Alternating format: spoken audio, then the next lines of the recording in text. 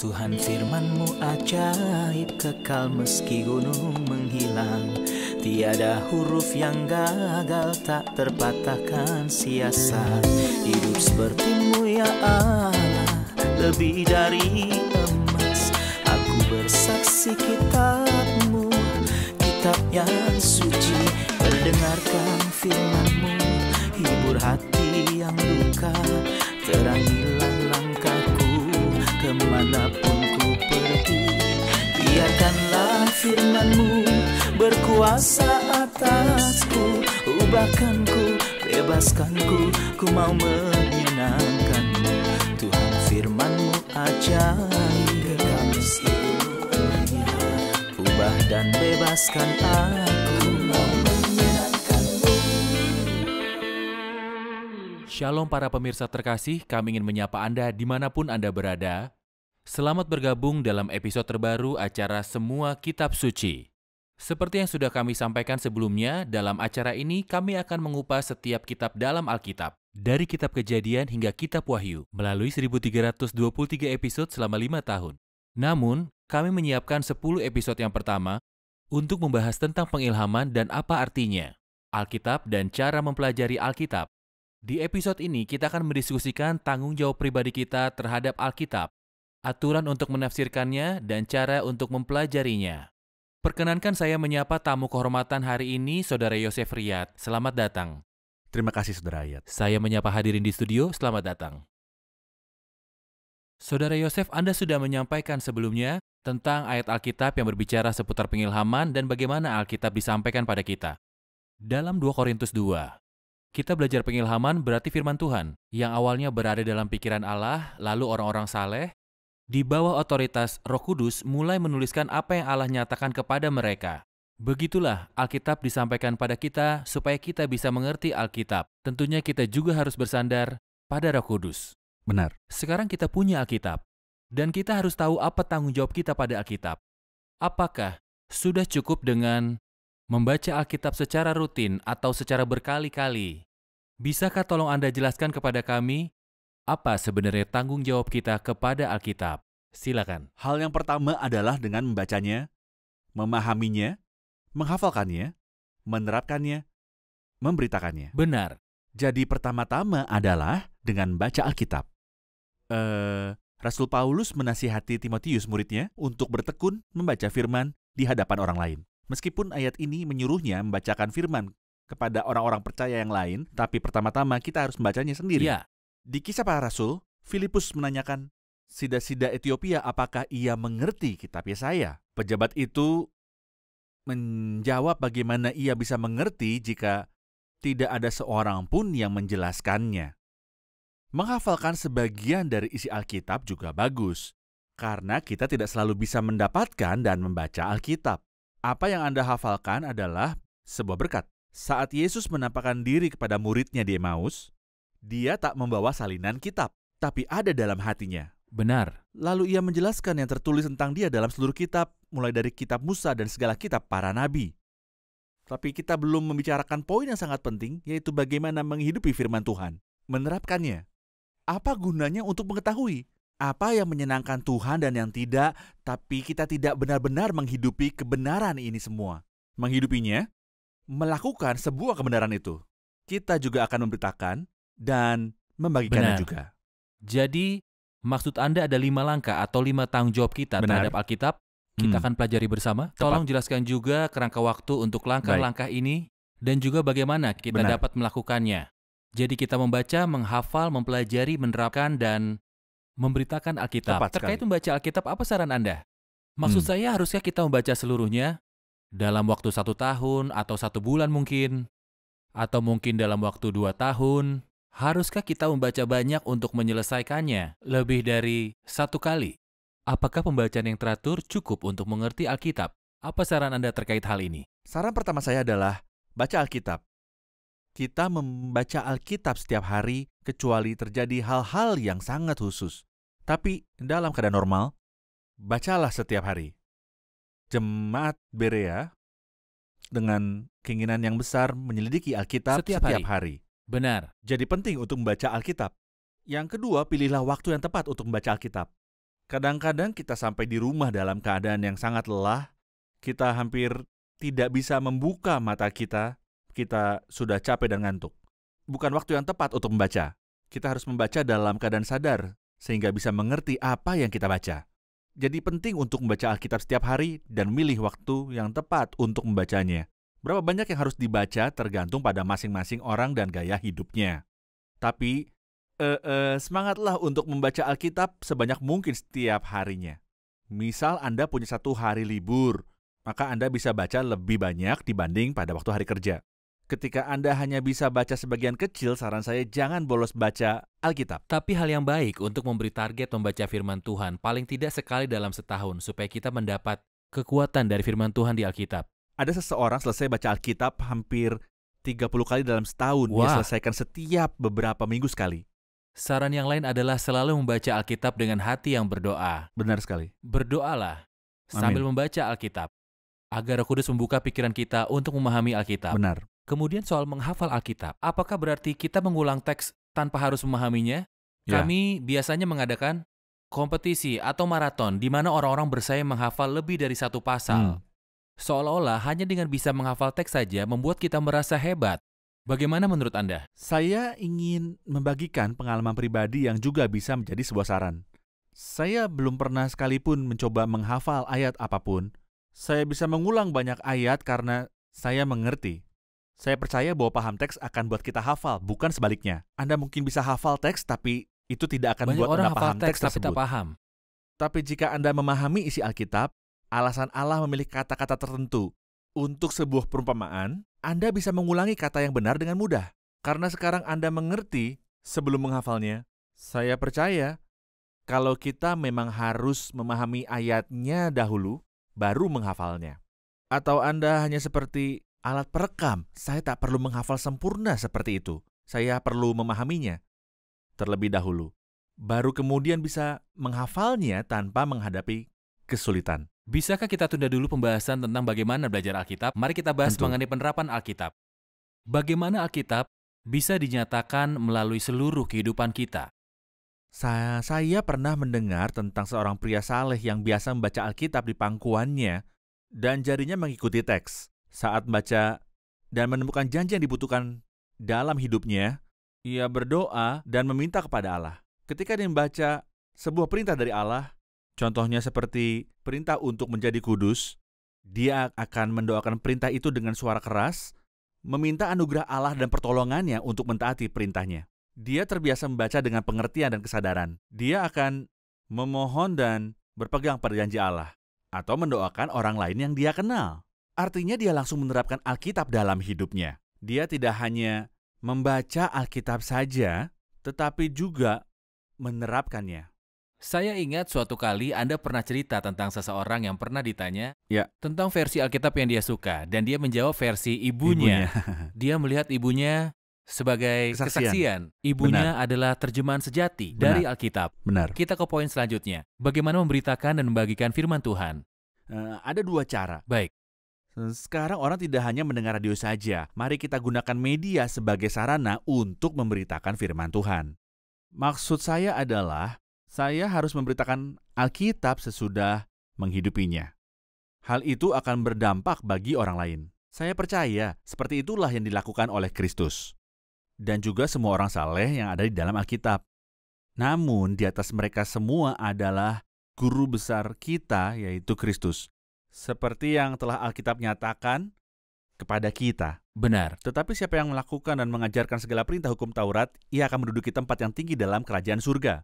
Karena itu kita harus menghidupi Alkitab dulu, sebelum kita memberitakan dan membagikannya dengan orang lain. Kita perlu melakukan keduanya, menerapkannya lalu membagikannya. Baik, dari acara ini kita perlu berbicara kepada 2 kelompok, yaitu kelompok pertama adalah organisasi-organisasi. Tolong hanya publikasikan tentang Alkitab saja dan jangan ditambahkan. Hanya Alkitab. Ada beberapa saluran satelit yang menyiarkan Alkitab bersama materi lain yang tidak berguna. Marilah menyiarkan Alkitab sebagai satu-satunya firman Tuhan yang memberi keselamatan. Dan ayo kita realistis saja. Kita semua punya handphone dan hampir semua orang punya akun Facebook. Kita aktif membagikan sesuatu di lini masa kita. Beberapa orang bahkan membagikan masalah pribadi mereka. Ada yang membagi skandal, hal-hal yang bisa merusak keluarga dan relasi. Mari kita memakai segala sesuatu demi kemuliaan Allah dengan membagikan Alkitab di lini masa. Benar.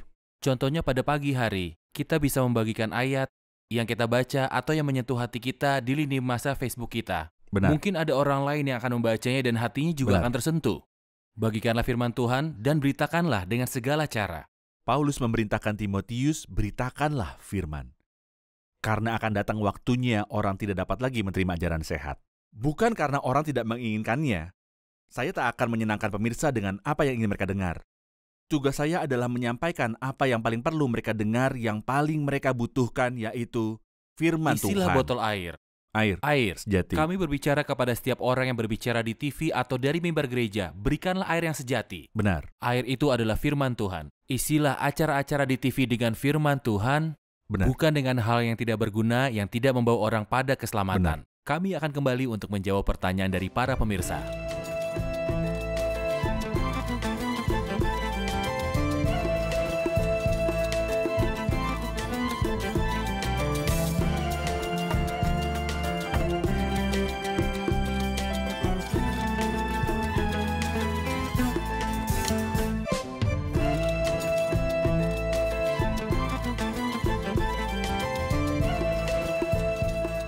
Waktu saya saat teduh, apakah saya hanya boleh membaca Alkitab atau apakah sebaiknya saya menggunakan tafsiran Alkitab untuk bisa mendapatkan pengertian yang lebih dalam dan mendengar dengan baik apa yang Allah katakan kepada saya, atau mencukupkan diri hanya dengan membaca Alkitab saja?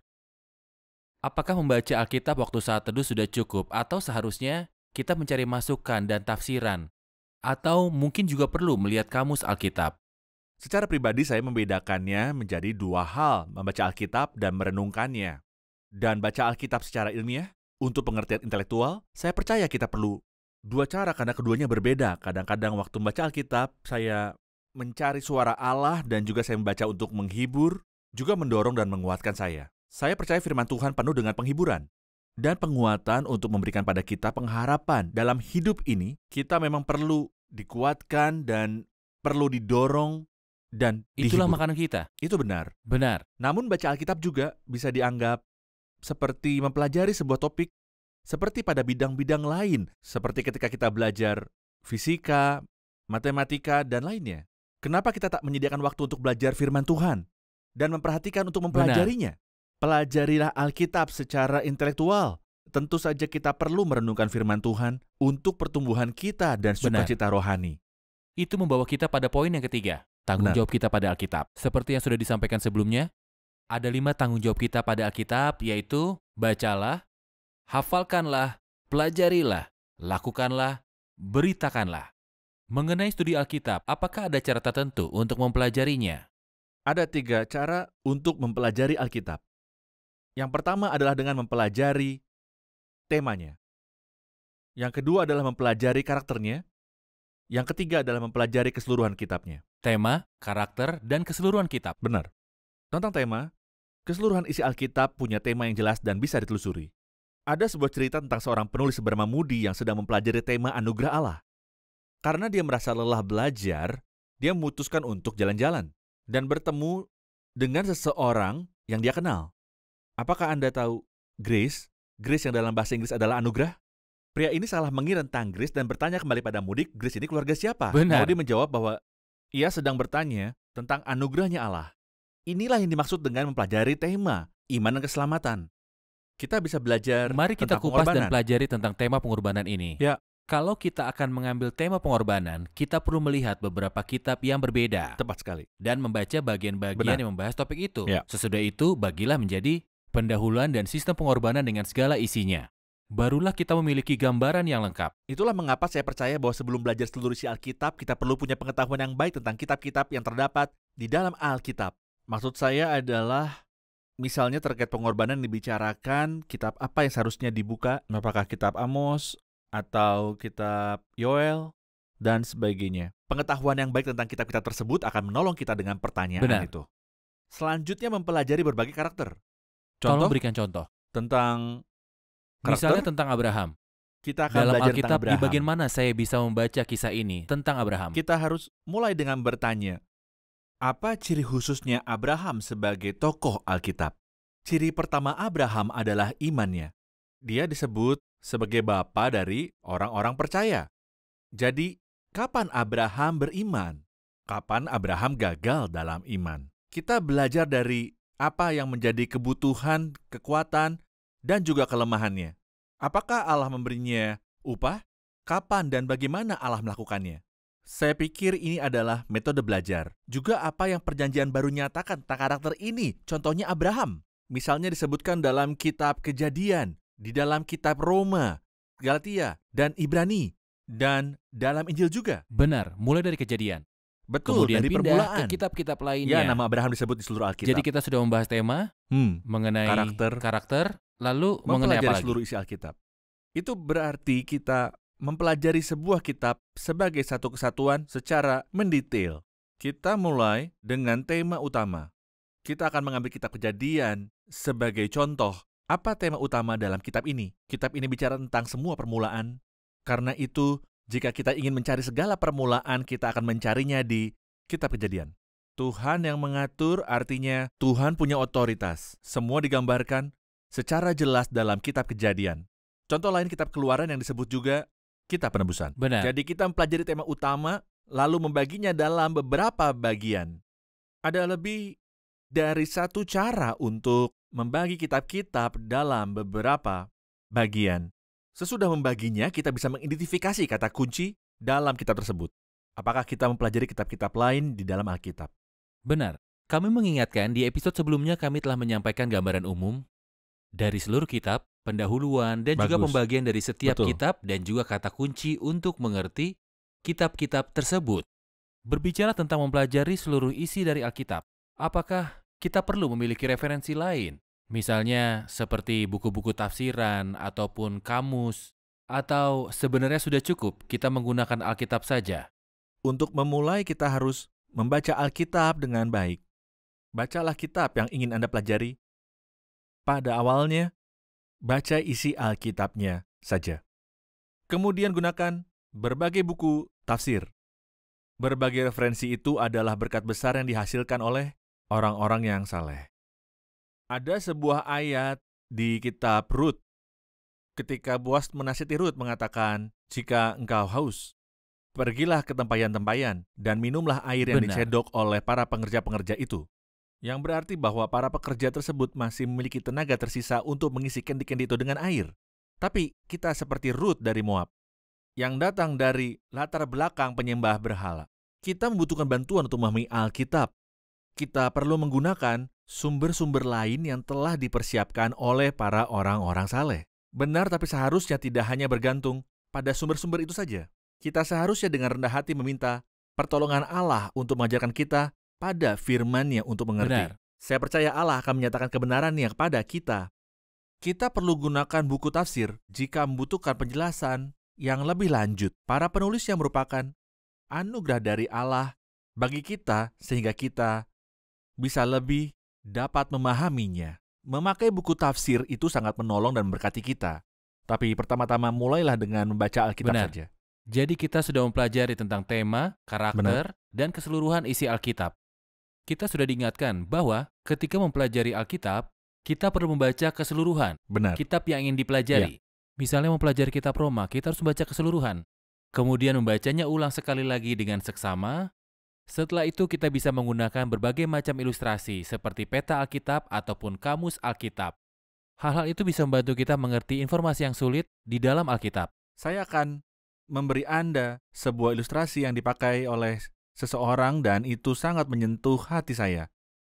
Ia membuat perbandingan kitab Ulangan 3:4 dan Yosua 1 karena keduanya muncul berurutan dalam Alkitab. Dalam Ulangan 3:4 Tuhan bawa Musa ke Gunung Nebo. Dia menunjukkan pada Musa seluruh tanah perjanjian. Inilah pandangan menghampar jauh dari ketinggian. Benar. Mari kita pelajari surat Roma dengan ilustrasi pandangan menghampar dari ketinggian. Benar. Seperti dalam kitab Yosua 1 juga. Setiap tempat yang Setiap tempat diinjak. yang akan diinjak oleh telapak kakimu, kuberikan kepada kamu. Musa mengarahkan pandangan, menghampar ke seluruh negeri. Sementara Yosua berjalan di tanah tersebut. Allah memberikan yang dilaluinya. Benar. Karena itu saya percaya, kita perlu gambaran umum dan penyelidikan mendetail dari setiap kitab. Benar. Kami melakukannya dalam acara ini. Kami akan memberikan gambaran umumnya Bagus. Alkitab melalui 100 episode. Jadi, Kita pelajari gambar umum Alkitab, lalu dengan anugerah Allah kita akan mempelajari setiap isinya dengan teliti. Benar. Jadi kita memiliki Benar. hak kita dari firman Benar. Tuhan. Kami akan kembali dengan pertanyaan dari para hadirin.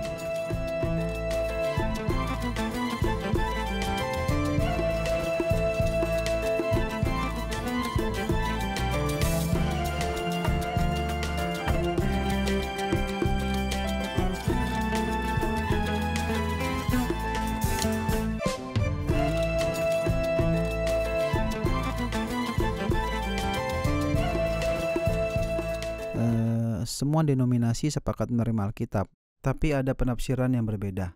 Maka aturan hermeneutika apa yang harus dipatuhi? Pertanyaan penting. Setiap kelompok memiliki sumber sendiri dalam penafsiran Alkitab dan menganggap penafsiran mereka lah yang paling benar. Jadi apa kaidah hermeneutika penafsiran yang benar?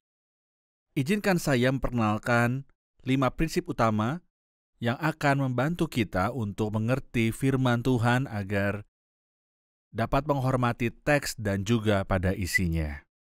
Santo Agustinus pernah berkata, bedakanlah setiap perjanjian untuk menafsirkan teks dengan benar. Betul, Artinya, kita harus mengerti bahwa misalnya apa perbedaan antara bangsa Israel dengan berkat duniawinya dan gereja dengan berkat rohaninya.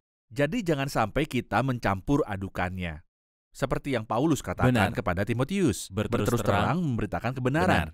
Kita harus mengerti bahwa seluruh Alkitab disampaikan kepada kita, tapi tidak semuanya tentang kita. Apa contohnya? Contoh di Matius 24, berdoalah supaya waktu kamu melarikan diri jangan jatuh pada musim dingin dan pada hari Sabat. Kita tidak perlu doa supaya pelarian kita tidak terjadi pada hari Sabat, karena Sabat tak berhubungan dengan kita. Teks ini untuk mereka pada waktu dan tempat yang berbeda dengan Hari kita. Sabat masih relevan. Tepat sekali. Jadi apa yang bisa kita dapat pelajari dari ayat ini? Pertama yang dapat kita pelajari adalah hati Allah sedih melihat penderitaan para umatnya. Dia sangat peduli pada segala sesuatu. Kedua, kita harus mendoakan apapun yang menjadi kebutuhan kita. Jadi ketika kita tahu akan menderita, kita harus berdoa pada Tuhan. Allah memberikan jalan. Kita berdoa dan percaya bahwa Allah berbelas kasihan pada umatnya dan akan menolong mereka. Ini yang saya maksud bahwa Alkitab diberikan untuk kita, tapi tidak semuanya tentang kita. Jadi pertama-tama kita harus membedakan perjanjian yang satu dengan yang lain. Benar. Kedua, Alkitab diberikan kepada kita, tapi tidak semuanya tentang kita. Itu benar. Prinsip yang ketiga, berhubungan dengan arti harfiah dan metafora. Kapan kita bisa menentukan sebuah teks dibaca harfiah atau metafora? Ketika arti harfiahnya tidak bertentangan dengan logika dan tidak bertolak belakang dengan ayat-ayat Alkitab yang lain, maka kita dapat membacanya secara harfiah. Tapi jika itu tidak masuk akal atau bertentangan dengan teks-teks lain dalam Alkitab, maka saya harus mencoba membacanya secara metafora, tanpa menghilangkan artinya. Benar. Sebagai contoh misalnya, teks dalam Alkitab berkata bahwa wanita itu menyembunyikan ragi di dalam sepertiga tepung. Secara metafora dalam Alkitab, ragi merujuk pada kejahatan.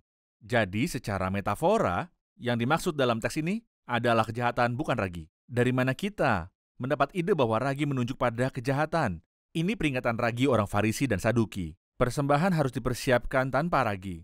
Pada waktu bangsa Israel makan perjamuan Paskah tidak ada ragi dalamnya. Di dalam Alkitab, ragi menunjuk pada keinginan jahat, menipu, dan kedengkian. Prinsip keempat tentang teks Alkitab, untuk memahami teks Alkitab yang lain, Yesus menggunakan firman ketika ia dicoba iblis. Karena iblis gunakan firman untuk mencoba Yesus. Yesus menjawab menggunakan firman tertulis. Ini akan membawa kita pada penjelasan prinsip keempat. Teka-teki silang dapat mengajarkan kita untuk keterampilan menafsirkan ayat pada Alkitab. Katakanlah, dalam sebuah teka-teki silang saya bisa menebak kata sewaktu saya menulis huruf-hurufnya secara menurun. Tapi waktu saya mencoba untuk menebak kata-kata yang mendatar, huruf-hurufnya tidak cocok. Benar. Jika kita ingin mendapatkan jawaban yang benar, yang menurun dan mendatar, harus cocok. Persis dengan teks Alkitab, mereka tidak bisa bertentangan satu dengan yang lainnya. Bisakah Anda memberi contoh dari Alkitab untuk menjelaskan hal ini kepada pemirsa? Untuk mendapat kata yang benar dalam teka-teki silang, mendatar, menurun, harus cocok. Misalnya dalam Yohanes 3, Yesus berkata, seseorang yang tidak dilahirkan dari air dan roh tidak dapat masuk kerajaan Allah. Benar. Kita mengerti kelahiran baru datang dari air dan roh. Kata air pada bagian ini merujuk pada baptisan. Oke, Kelahiran baru datang dari keduanya, melalui Allah dan baptisan. itu Jadi benar. di Alkitab bagian mana yang mengatakan bahwa air tidak menunjuk pada baptisan? Harus benar mendatar dan menurun. Kita melakukannya dengan merujuk pada surat 1 Korintus 1 dan 1 Korintus pasal 4. Aku mengucap syukur, tak ada seorang pun juga di antara kamu yang aku baptis selain Krispus dan Gaius. Benar. 1 Korintus 4 ayat 15 Paulus berkata, Akulah yang dalam Kristus Yesus telah menjadi bapamu oleh Injil yang kuberitakan kepadamu. Jadi Paulus menjadi bapa mereka semua walaupun melalui dia tidak Injil. membaptis mereka. Karena itu baptisan bukanlah kelahiran baru. Benar. Roma 6 Paulus bicara tentang baptisan dan dikuburkan. Benar. Kita telah dikuburkan bersama-sama dengan dia oleh baptisan dalam kematian. Ini yang kita maksudkan bahwa Alkitab tidak bisa saling bertentangan. Kita dapat menggunakannya untuk memahami arti tanpa membelintir teks untuk mencocok-cocokkannya. Benar. Saya berikan contoh lain. Yesus menegur Nikodemus, engkau adalah pengajar Israel dan engkau tidak mengerti akan hal-hal itu? Kalau dia tak mengerti bahwa air merujuk pada baptisan, apa yang salah? Apalagi baptisan tak ada dalam perjanjian lama. Karena Yesus merujuk kelahiran baru dari air dalam perjanjian lama. Benar. Dalam Yesaya 55 dan kitab lain, dalam perjanjian lama seperti Yeskiel kita menemukan Jadi ide mengenai menafsirkan kelahiran teks baru. dengan teks lain. Persis. Terima kasih sudah menggunakan ilustrasi teka-teki silang Benar. bahwa bagian mendatar dan menurunnya harus cocok. Baik. Tidak ada isi Alkitab yang saling bertentangan satu sama lainnya. Benar. Teks-teks Alkitab itu saling menjelaskan. Benar. Kita juga belajar untuk menafsirkan dengan memperhatikan konteks. Benar. Artinya menafsirkan ayat tersebut dalam kaitannya dengan seluruh pasal, memperhatikan jenis tulisannya, apakah sejarah atau puisi, juga memperhatikan kaitannya dengan perjanjian lama dan perjanjian baru. Benar. Penting juga untuk mengetahui gaya penulisan teks. Sebagai contoh, kitab Kejadian adalah catatan sejarah. Ada yang mengatakan Adam bukan bagian dari sejarah. Tapi ini sejarah yang nyata, namun ditulis dengan puisi dan metafora. Metafora dan puisi bisa ditemukan dalam kitab-kitab puisi di dalam Alkitab. Jadi sekali lagi, penciptaan adalah sebuah peristiwa sejarah. Begitu juga dengan Adam adalah tokoh sejarah. Sementara itu, kitab Mazmur adalah teks puisi. Jadi wajar kita menemukan bahasa metafora dan imajinatif di dalamnya. Benar. Itu adalah salah satu cara untuk membedakan mana kitab sejarah dan mana yang puisi. Tepat sekali. Sekarang mari kita dengarkan beberapa tanggapan dari para tamu kita. Apa yang kita pelajari hari ini? Saya senang karena sebelumnya kita belum membicarakan betapa luar biasanya Alkitab. Hari ini kita belajar bagaimana berurusan dengan buku yang luar biasa ini untuk mendapatkan manfaat dan isinya yang berharga. Saya belajar bahwa ketika Allah mengajarkan sesuatu, kita harus menaatinya dan menghidupinya dalam hidup kita. Sehingga dia akan terus mengajarkan kebenarannya kepada kita. Itu sebabnya saya berharap kita melakukan yang sudah dipelajari sehingga Allah menyatakan lebih banyak lagi kepada kita. Baik. Adalah baik untuk membaca Alkitab dengan hati yang berdoa. Juga kita memakai yang dibaca itu untuk berdoa dengan suara. Dengan begitu kita menerapkan firman Tuhan di dalam kehidupan kita. Oke, terima kasih komentarnya. Terima kasih Saudara Yosef, Tuhan Tuhan berkati. Saudara yang kekasih, kita memegang harta yang berharga, yaitu firman Tuhan. Setiap pembacanya kita memiliki yang disimpan di dalamnya bagi kita. Semua kekayaan dan berkat disimpan untuk kita di dalam Alkitab. Jadi jangan mengesampingkan firman Tuhan dan jangan mengikuti sembarang guru. Tanpa kita terlebih dahulu menguji ajaran yang disampaikan guru tersebut, kita harus terus membangun hubungan pribadi dengan firman Tuhan. Kita harus bertemu dengannya setiap hari melalui Alkitab. Sehingga Alkitab akan membangun diri kita, Alkitab merawat jiwa kita, dan kita menikmati hidup yang berkemenangan. Hidup seperti Kristus, hidup yang diubahkan setiap harinya hingga menjadi semakin serupa dengan Dia sampai Tuhan datang kembali. Pemirsa yang terkasih, sampai jumpa di episode berikutnya. Tuhan menyertai kita semua.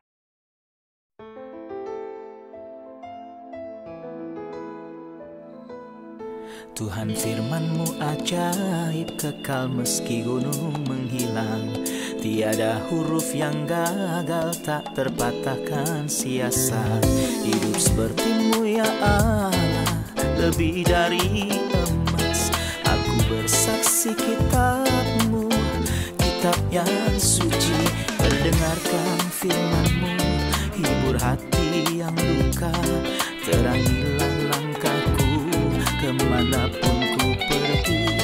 Biarkanlah firman-Mu berkuasa atasku. Ubahkanku, bebaskanku, ku mau menyenangkan-Mu. Tuhan firman-Mu ajaib, kekal meski gunung, ubah dan bebaskan aku.